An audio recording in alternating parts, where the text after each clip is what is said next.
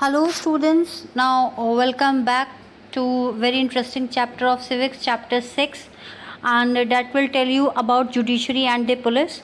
So here I am just taking you can see the topic, that is understanding our criminal justice system. Both are same.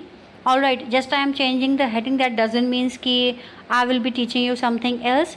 It means the same thing. Like we will discuss about judiciary and the police system, how they are different, what we have to do, what is law, what is police, what is FIR, what is why the judiciary system is needed, what is Supreme Court. This is now you can see there is a topic introduction.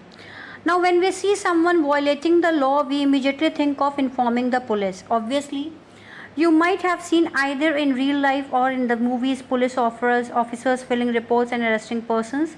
Because of the role played by the police in arresting persons, we often get confused and think that it is the police who decide whether a person is guilty or not.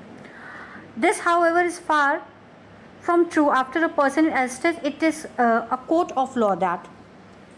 Now what we are discussing that if we see in our life somebody is beating someone, we directly do not go to the court, we just go to the police station, we just complain to the police person that that person is doing something wrong. So this is what we do actually, and that is actually the protocol. We cannot directly go to the court. Why? Because there is a protocol. Now what is the role of the police in investigating a crime? One important function of the police is to investigate any complaint about the commission of a crime. An investigation includes recording statements of witnesses and collecting different kinds of evidence. On the basis of the investigation, the police are required to form an opinion. If the police think that the evidence points to the guilt of the accused person, then they file a charge sheet in the court. Now, police investigation always have to be conducted in the accordance with law and with full respect for human rights. The Supreme Court has lays down guidelines that the police must follow at the time of arrest, detention and interrogation.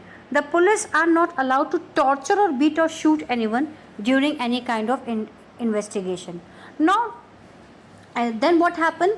We used to go there, they used to make a charge sheet. We launch a FIR, then they make a charge sheet.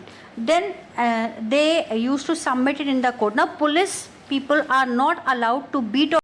Now you can see on your screen the title fundamental rights. This is not a new word. I have taught you 2 to 3 chapters related to fundamental rights. What are the human rights? What are the fundamental rights? Why rights are given in all democratic countries? Why we need it? What are the rights? Different kinds of rights.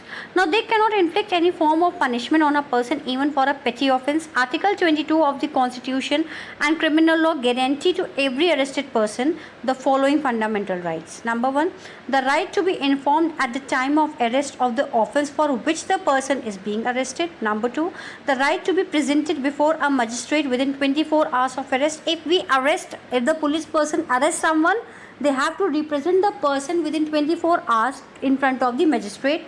Then the right not to be ill-treated or tortured during arrest or in custody. If you have taken any person in custody, you cannot beat him, you cannot give any kind of physical marks, okay, or torture. You can only verbal. Now here I am discussing DK Basu guidelines. Now the Supreme Court of India has laid down specific requirements and procedures that the police and other agencies have to follow for the arrest, detention and interrogation of any person. These are known as the DK Basu guidelines, and some of these include what? Let's discuss. Now that discuss that the police officials who carry out the arrest or interrogation should wear clear, accurate and visible identification and name tags with their designations, as well as a memo of arrest should be prepared at the time of arrest and should include the time and date of arrest.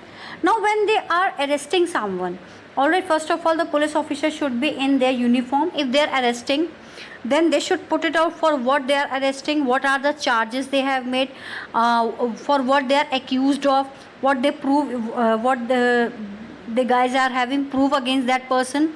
Many things. They should have the you can say Hindi, I'm just using a single word, Hindi, gawah.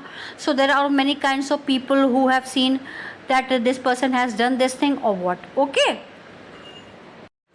Now here's the word FIR, First Information Report. What is that? It is with the registration of an FIR that the police can begin their investigation into a crime. The law states that it is compulsory for an officer in charge of a police station to register an FIR. Whenever a person gives information about a cognizable offense, this information can be given to the police either orally or in writing.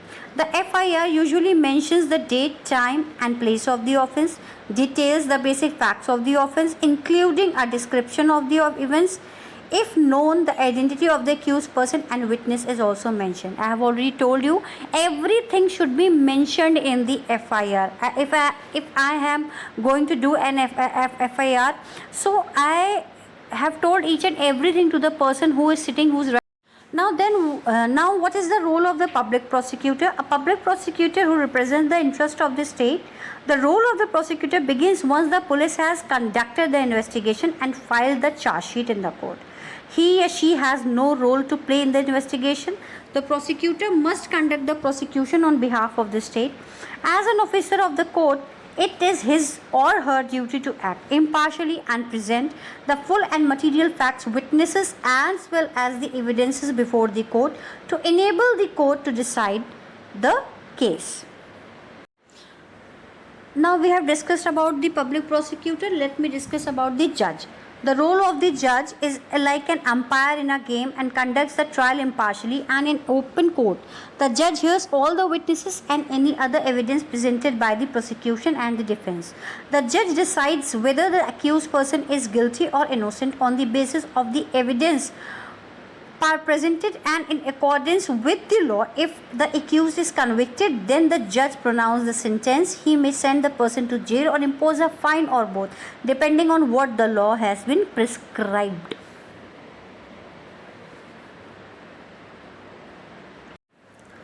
Now at last I am discussing about what is a fair trial. A fair trial is Article 21 of the Constitution that guarantees the right to life, states that a person's life or liberty can be taken away only by following a reasonable and just legal procedure. A fair trial ensures that the Article 21 of the Constitution is upheld.